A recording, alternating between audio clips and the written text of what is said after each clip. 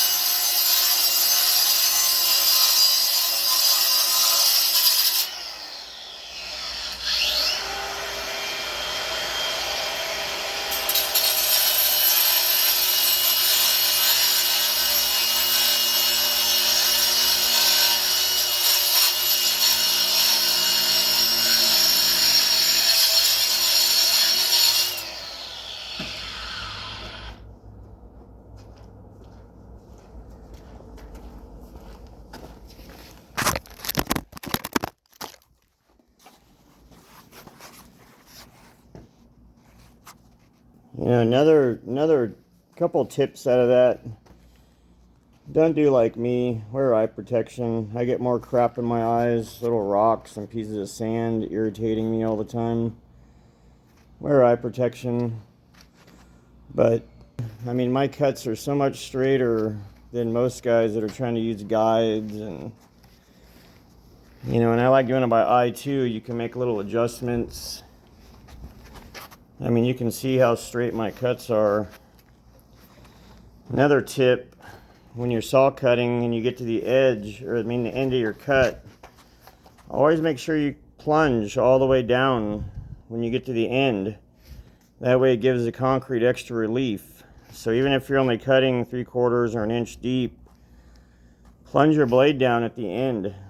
That way it helps the concrete crack there. You want the concrete to crack in these cuts. So always make sure you cut deeper on the ends.